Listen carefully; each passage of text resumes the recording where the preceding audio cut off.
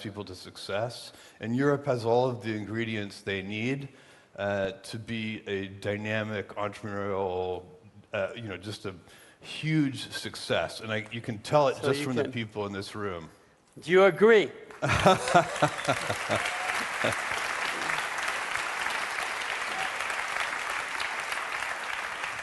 And of course, startup companies, small companies, thrive in moments of great and rapid change. Stability favors incumbents, and rapid change favors small, dynamic, nimble startup companies. And so the world is so rapidly changing right now. There's never been a better moment to be an entrepreneur. There has never been a better moment to be a startup company. And if you think about entrepreneurs and startup companies, Amazon now is a very large company. We are involved with very large companies. And there's this idea that if you want to be an entrepreneur, you should drop out from college, start your own company. Whilst if I look at my own experience, luckily I did not drop out from college and start my own company when I was studying engineering here, and I ended up working for a very large company back then, which was General Electric, where I did learn how to work, where I had colleagues from many different places who had a lot to teach me.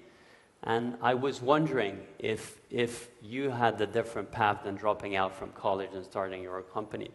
If there are multiple paths, and if working for big companies is also not exciting, and within a large company, you could still be entrepreneurial. So there's a lot packed in there, and I'll tell you my view on this is that it is possible to be 18, 19, 20 years old, drop out of college, and be a great entrepreneur. And the world is, we have famous examples of that working, Bill Gates, Mark Zuckerberg, etc. But these people are the exception. I always advise to young people, go work at a best practices company somewhere where you can learn a lot of basic fundamental things, how to hire really well, how to interview, etc. There's a lot of stuff you would learn in a great company that will help you. And then there's still lots of time to start a company after you have absorbed. It increases your odds, in my opinion. I started Amazon when I was 30, not when I was 20. And I think that extra 10 years of experience actually improved the odds that Amazon would succeed. So that would always be my And you finished advice. College. I finished college, and I enjoyed college, and I think it's been helpful to me. And then I went on and I worked for a really great company called D.E. Shaw & Co., where I learned a tremendous amount there. And by the way, as you mentioned, when you're inside a big company, you can be entrepreneurial. Big companies need mavericks. They need people to lift them up and make them see new things. And it's up to the leadership of big companies, good companies, best practices companies, when they get larger, they defend their mavericks. They don't eject them. They figure out how to support them and keep them, driving change inside the company. Because really, most big companies get comfortable, and the mavericks cause discomfort. And so it's easy to keep them away and kind of drive them out. But you'll lose so much that way. At Amazon and at Blue Origin, we're very careful to keep our mavericks. And I think this is really important, Jeff, because what we're trying to do here is show the future, both from new companies who start, but companies also who transform and evolve. Yeah. And being clear that working for our companies, for Amazon, for Stellantis, for Blue Origin, for Ferrari, for CNH, is exciting. Yeah, there are gigantic opportunities inside those companies. And you can also, on the back of that, and on the back of that experience, start companies that you would have had more difficulty in imagining if you started from scratch. And I think that's important to share this experience with all of you. And among the experiences that also I felt was important and being more personal, one of the similitudes that Jeff and I have is we have had the fortune of having a very loving family, and among our loving family, we had very strong relationships with our grandparents. And particularly, we had grandfathers who had a big influence in what we did. So I had a grandfather, he was very young, 56 years old, and he spent a lot of time with us. And he really was able to do two things which have been very meaningful for me. On one side, always try and stimulate curiosity. And the way he would do that was always asking questions of what we think. And it's quite rare that children get asked what they think. And in any different situation, if we go to a museum or if we meet someone, or if he'd always be interested and that stimulation of curiosity. And the second thing is responsibility. Since very young, he really would want us to make choices. And choices could be like, he liked to watch movies, had a very, very short attention span. So if the movie wasn't good, 5 minutes, it was gone. If you'd like go half the way to the movie, that was success. And so we always had to choose the movie he would see. And so going from those small responsibilities to bigger responsibilities, like taking care of something that he thought was important, or a guest that he had. And that trust in us and that sense of responsibility are things that stayed very much with me.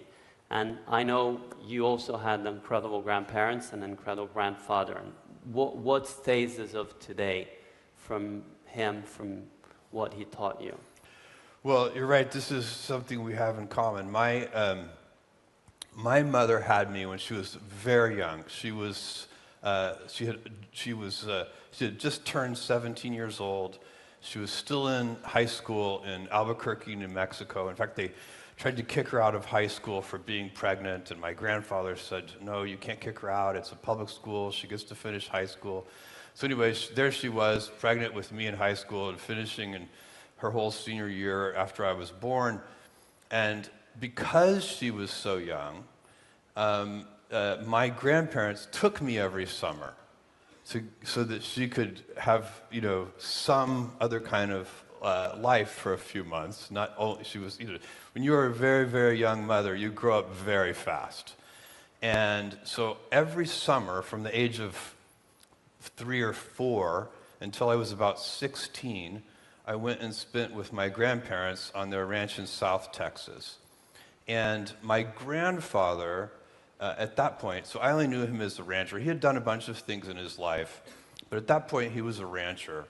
And he did, and this is quite common, I think, in rural areas, that people do everything themselves. He did his own veterinary work, he repaired everything. He had this D6 Caterpillar bulldozer that he'd bought for like $5,000 because it was completely broken down. And we spent an entire summer fixing it. And to get the transmission out of the thing, we had to build our own crane. And so he had an incredible resourcefulness to him.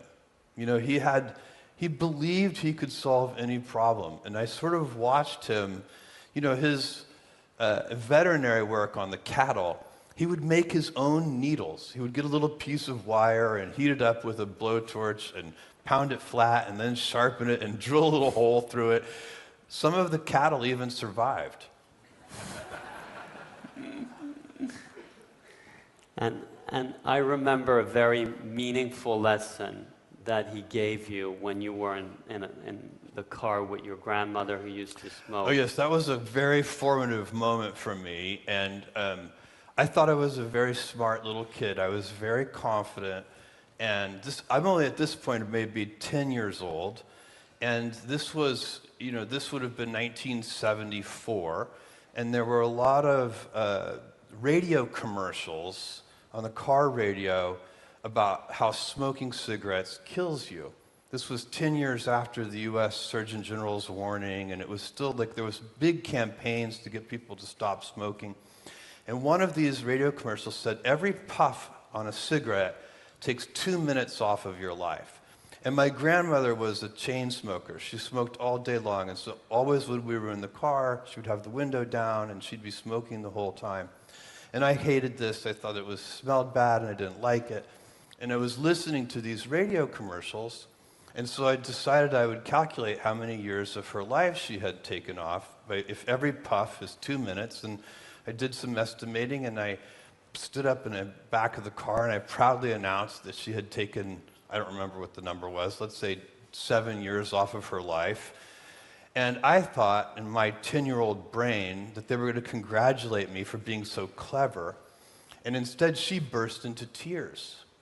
And I was taken aback, and my grandfather pulled the car over on the side of the road. And he had never said one harsh word to me, by the way. In our entire relationship, he never did say a harsh word to me, by the way. And so he pulled me around. He took me out of the car and took me out to the back side of the car. She's still in the front seat, tears coming down her cheeks.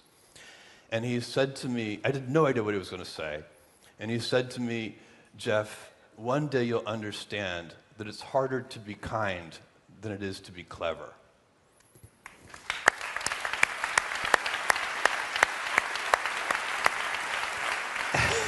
And the reason I think this is a very meaningful lesson is because there's this idea that technology is clever but not kind. Yeah.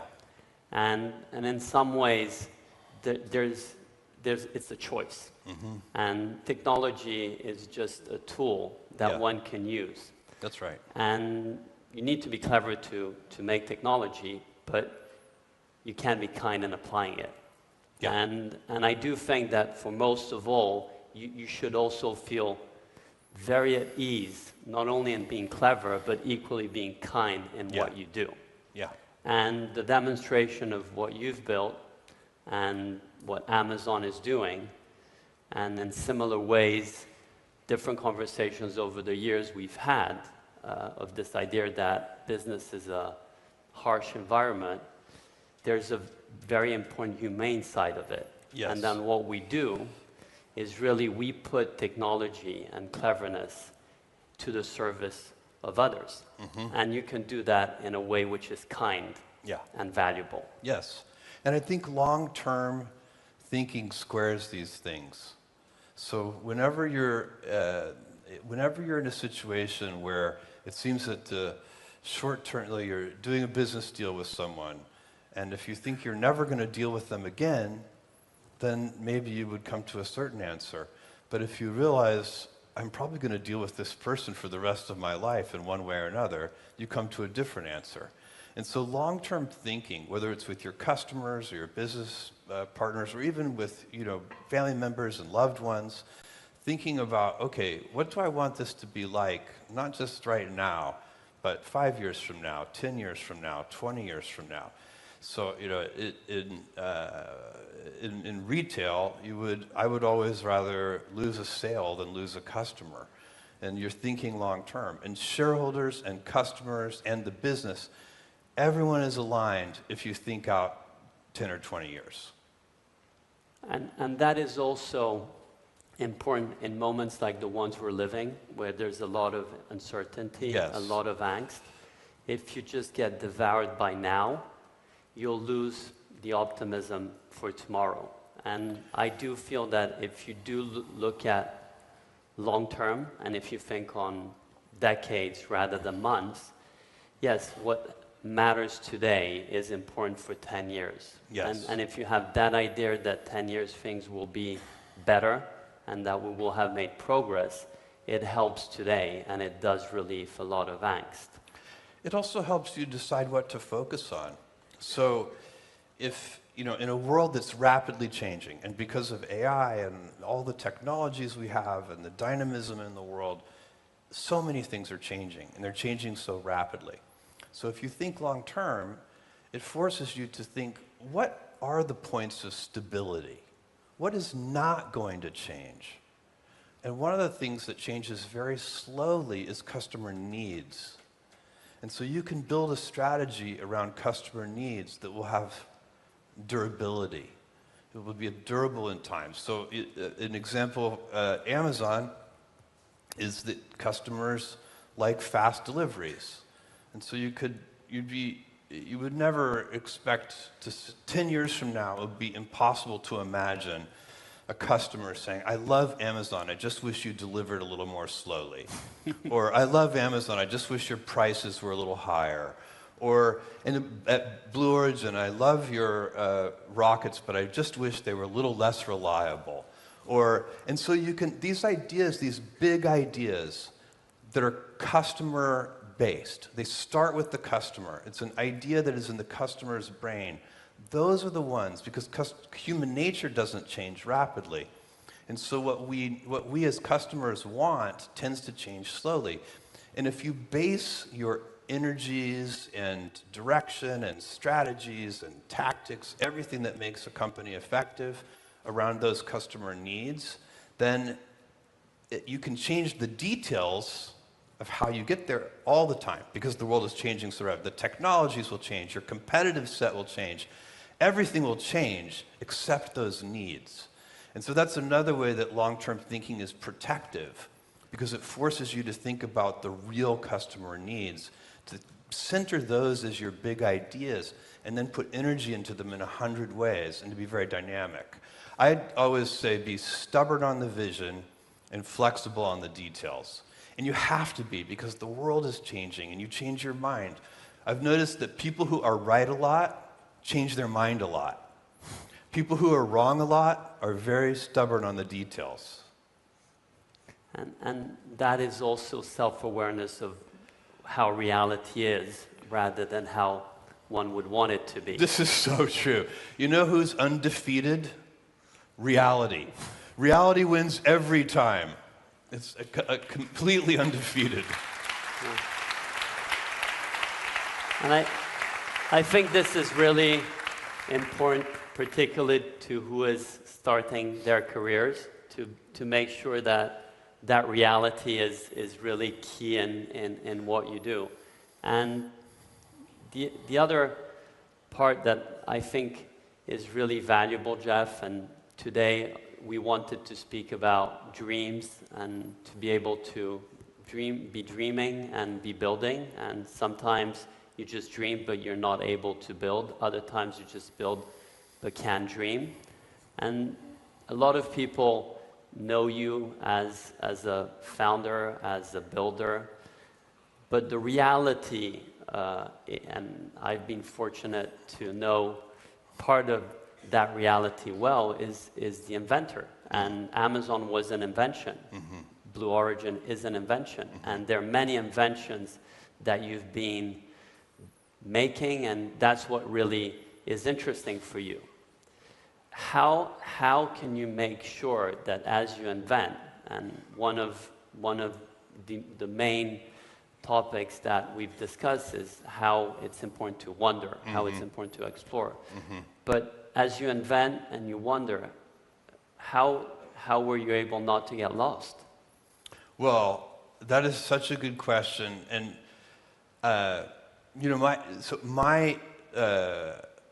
really my best thing, my favorite thing, is to be with a small group of people with a big whiteboard in front of me and inventing. I am an inventor. This is my fundamental nature.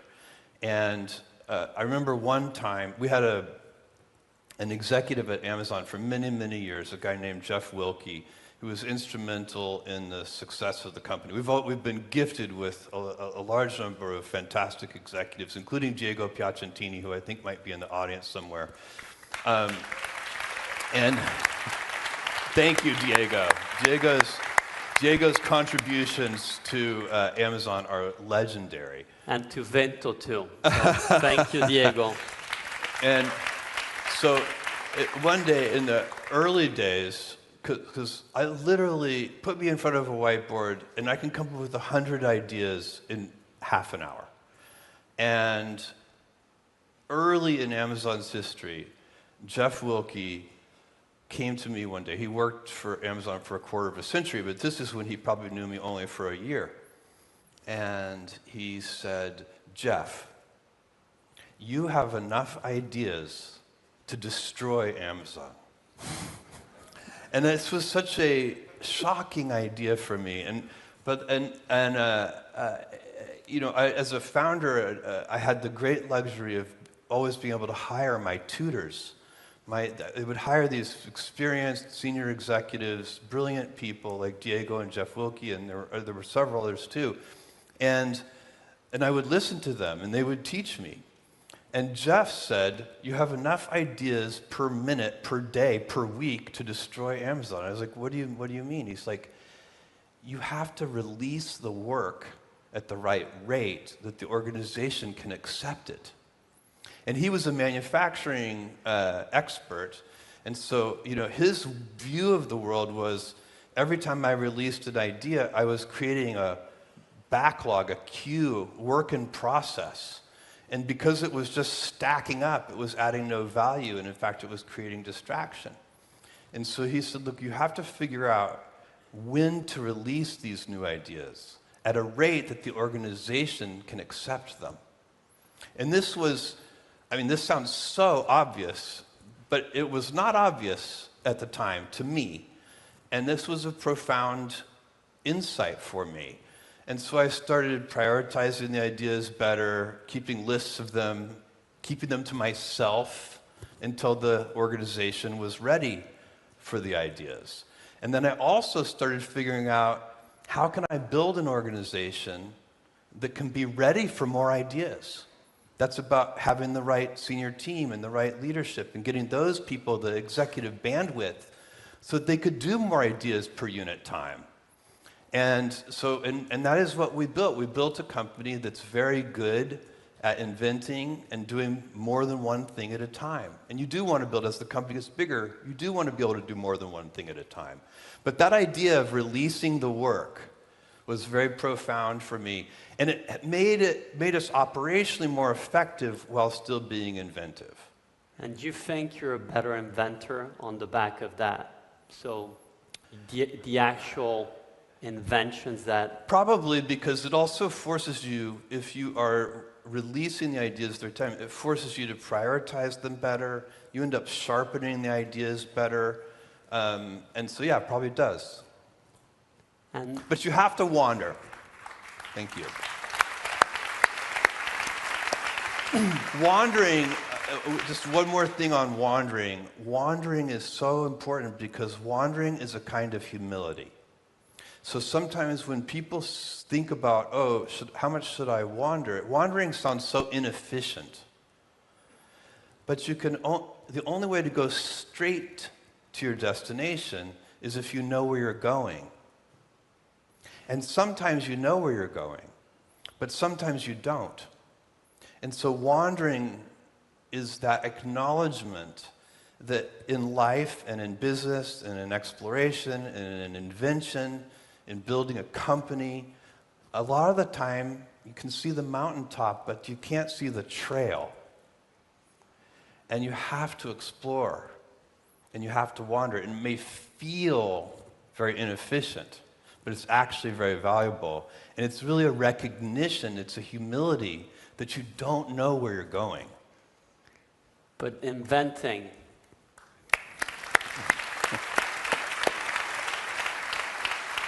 But inventing has a dose that is not efficient. And it does require time to get ideas, to learn. Yes. To dream. Yes. On the other hand, you need to be efficient once you start building that. That's right. And iterate. These are different things for different times. Sometimes when you know where you're going, yes, you should be very efficient. So how to put it in harmony and not balancing? And I know you don't like to balance. Right. And so how can you put in harmony the dream side and the build side? And by the way, just to fill that out a little, I don't love the word balance because it implies a trade-off. Like I've often had people ask me, how do you deal with work-life balance? And I'll say, I like work-life harmony because if you're happy at home, you'll be better at work. If you're better at work, you'll be better at home. These things go together. No trade-off. It's not a strict trade-off. And and it's true, I think, for exploration, but also determined execution. You just need to do both, and they actually do feed each other. It's the things that come out of the execution give you new data and new ideas about what the next step should be in your exploration. So the two things don't work against each other, they work together. And how...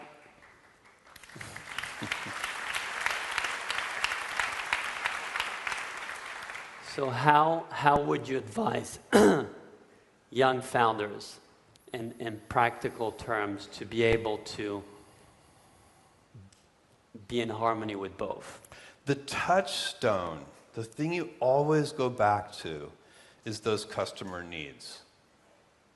So that's the only way that I could advise any founder or entrepreneur, is to deeply understand what are the big ideas that their customers want. And you should ask them, ask your customers, but it's not sufficient. You also have to invent on their behalf, because the biggest breakthroughs, the most important ideas, customers don't know to ask. They don't know to ask for those things. That's why Dream. you have to dream, and you have to use your intuition and your gut and your heart. All of the data that gets used in business is essential. If you're in business and you're not looking at your data, trust me, your competitors are going to beat you. But if you're only looking at your data, you also will not win, or at least not win big. Because the most important decisions that every person makes when they're building something new is made with intuition. You cannot prove it, but you have an instinct and a hunch. And then you'll pay attention. If that turns out to be wrong, it won't be a big deal. You'll correct. I'd like to go back in the future, 25 years ago. I was studying here in Turin, not very far away in the engineering school. It was the miracle of internet and mobile phones together. I was actually doing a startup called Ciao Web, which was a portal. There were many portals. Portals were also being financed by vendors who were selling you technologies and financing that technology. And e-commerce was going to be everywhere. Penetration rates seemed incredible. The speed at which that was going to happen was imminent. And it was exciting and incredible, and Amazon existed, and it was already a public company then. And then it just blew up. Everything blew, and you had the internet bubble. Today we have similarities with AI, and we have this incredible sense of optimism and excitement, and everything is going to be there now.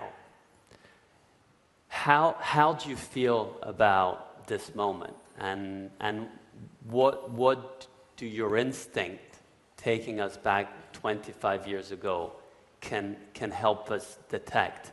Because my instincts are of caution. Mm-hmm. Well, okay, so to take you back in time, in the year 2000, when the internet bubble burst, Amazon's stock, in a very short period of time, went from $113 a share to $6 a share. And by the way, it's split many times since then. I don't know, 20 for one, or maybe even more. I don't have the number. But so these prices have nothing to do with today's stock prices. But to go from 113 to 6 in a short period of time was very concerning, and shareholders were upset, employees were nervous. We had all of our employee base, their parents were all calling our employees and saying, "Are you okay?" You know, this was the environment of great nervousness. But I looked at the numbers in the business, and every month, as the stock price went from 113 to 6, a number of customers went up every month. Our gross profits went up every month.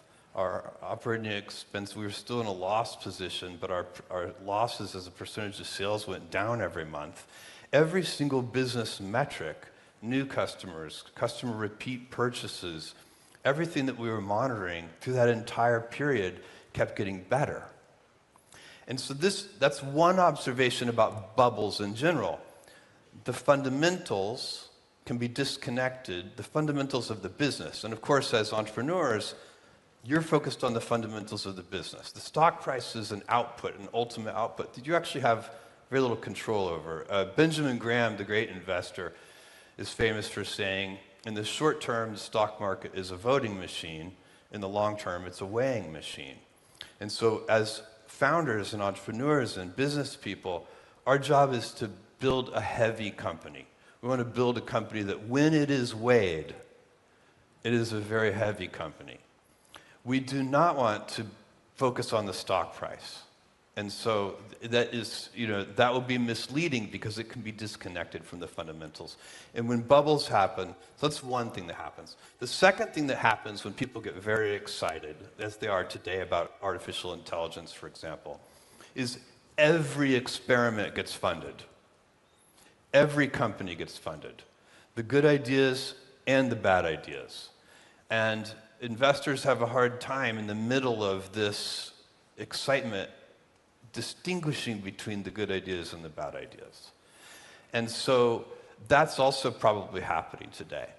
But it doesn't mean that anything that's happening isn't real.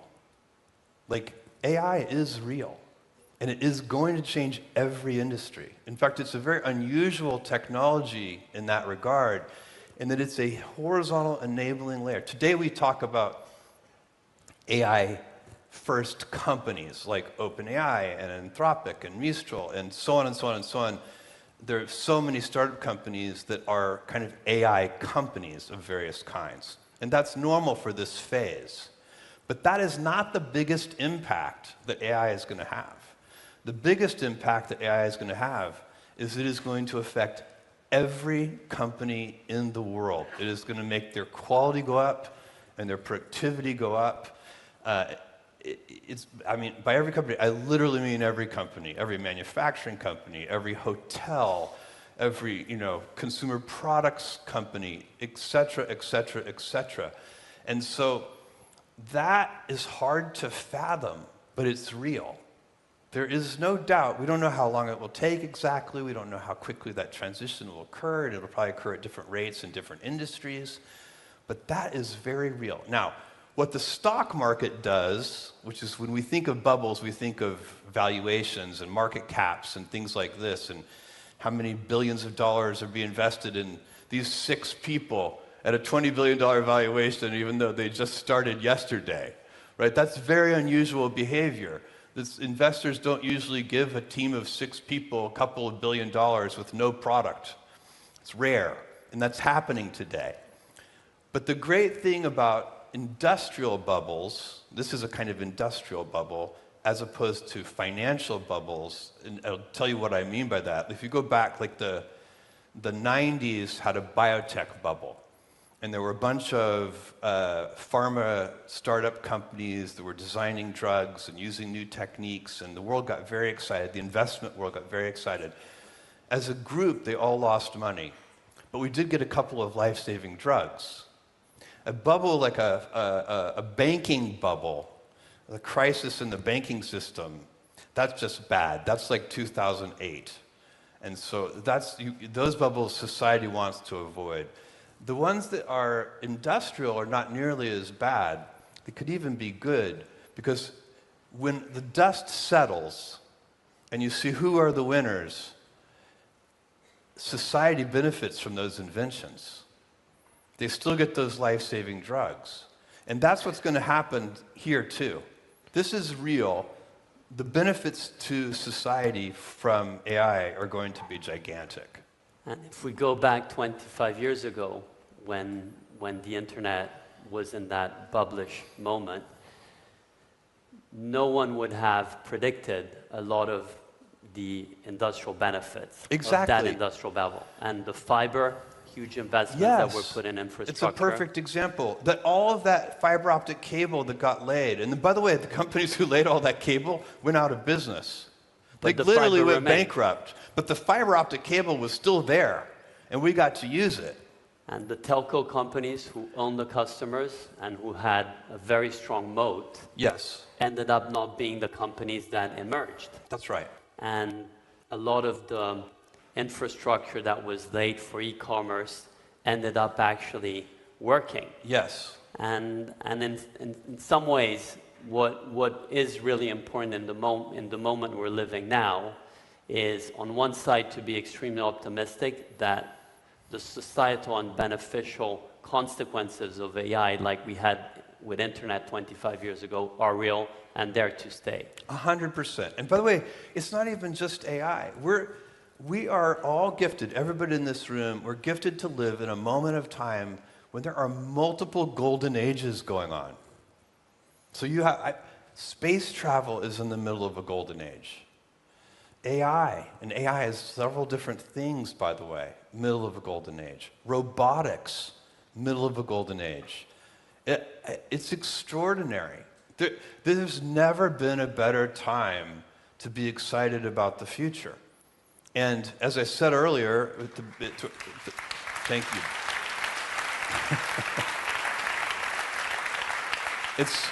This rapid rate of change is fantastic for entrepreneurs. And I think what's really important of what we just discussed is, on one side, to decorrelate the bubbles and their bursting consequences that might or might not happen from the actual reality. Exactly. And that if you look at AI similarly to the internet or similarly to electricity, it's going to be broadly diffused. Correct. And it will go everywhere, and everyone, from us as people to companies, will be using it and benefiting from it. That's right. And so we need to just be extremely open in being able to adopt it, and not necessarily think like back in the days that electricity was only going to be applied for light bulbs, or electricity was only going to be applied for a fridge. Civilizational abundance comes from our inventions. So 10,000 years ago, or whenever it was, somebody invented the plow, and we all got richer. And that's what happens. One step at a time, we build tools, and the tools increase. I'm talking about all of civilization. These tools increase our abundance.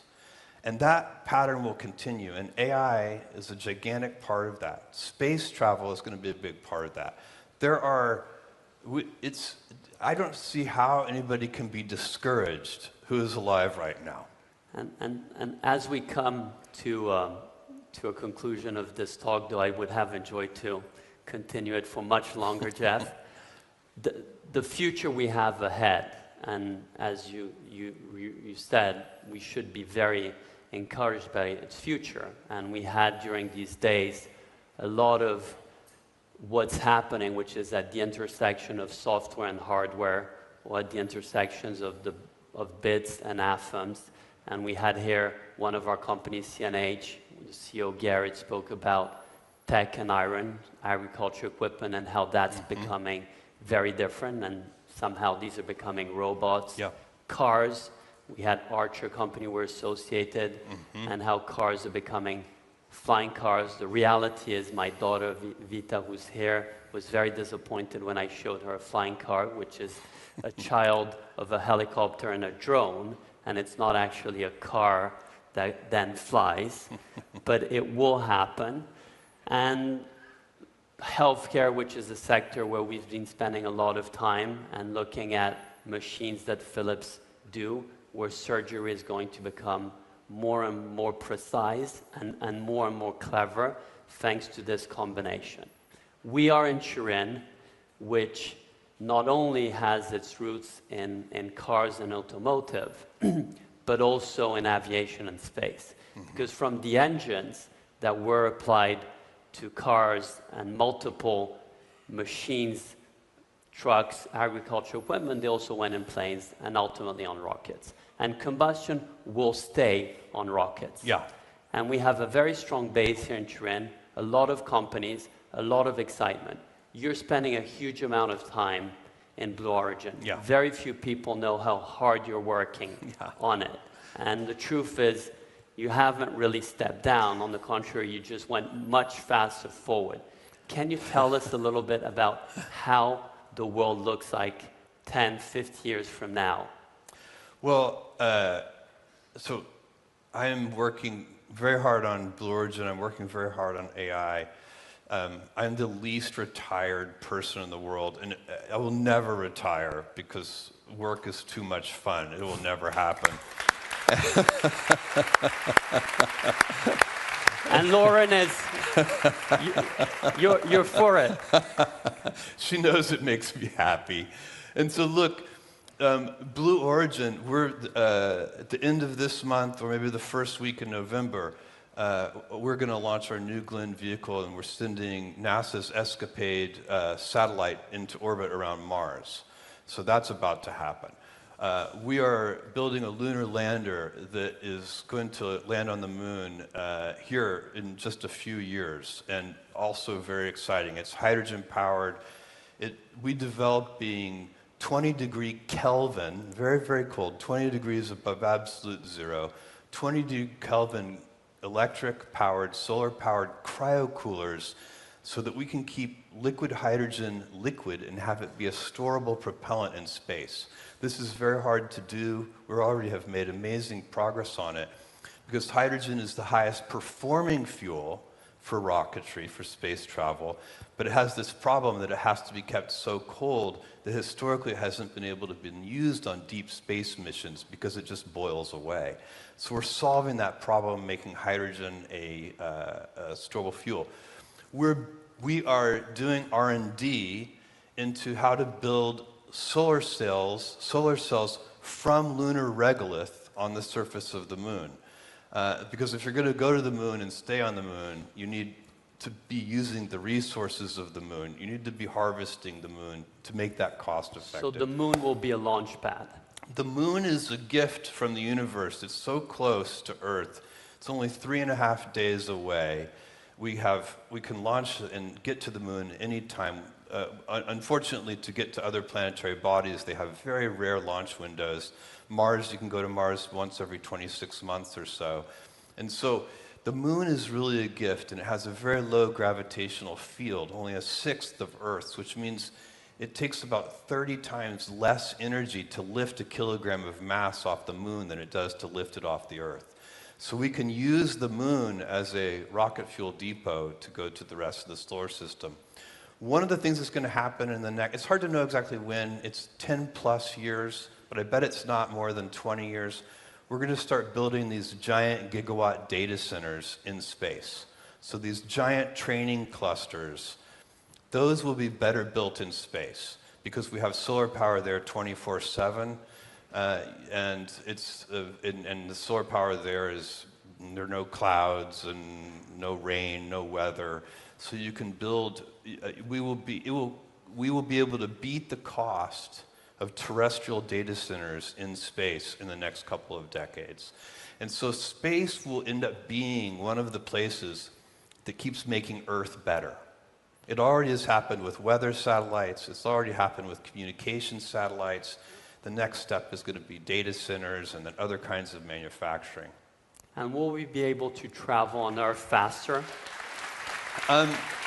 Yeah, I think so. Eventually, this is very challenging. This kind of hypersonic travel on Earth, Up and down. The point-to-point ballistic travel. It doesn't break any laws of physics. It's difficult in some ways. Rockets tend to be very noisy, so people probably don't want them like in their downtown areas. So we'll have to figure out exactly how that works. But there may be other ways of doing hypersonic travel too. So I do think that will happen. And living in space, when do you think we'll be living in space? Well, I believe we'll have in the next kind of couple of decades, I believe there will be millions of people living in space. That's how fast this is going to accelerate. It's interesting too because they'll mostly be living there because they want to. Our robotic technology is getting so good. We don't need people to live in space. Anything that we need done, if you need to do some work on the surface of the moon or anywhere else, we will be able to send robots to do that work. And that will be much more cost effective than sending humans. And if you were to advise a movie or a book of sci-fi that's, in your view, more truth to what we expect, what would that be? And I'm asking because I know you love sci-fi, and I've been so disappointed myself of seeing how you always read and see these movies and it never happens. I've read so much science fiction, just starting in that little town in South Texas where I spent my summers with my grandfather. Someone had donated his science fiction collection to the local library, which is this town of only 3,000 people. And over the course of a few summers, I read my way through that. All the classics, Asimov and Heinlein and so on. Something that I would recommend is the Culture series, only because it has such an interesting utopian take on the intersection of humanity and artificial intelligence. And I think there's so much talk about that right now. Not that this is the way it's going to be or anything, but it's just a very interesting way to think about these super intelligences. We didn't have time to talk about that, but I find so many people nervous or anxious or even a little discouraged or depressed by thinking about these coming, right now computers can easily beat us at chess. Once they can beat us at anything, do we have meaning in our lives? I think the answer to that is 100% yes. We will still have meaning in our lives. Grazie. Thank you. Thank you, Dad. Thank you. Thank you, Bob.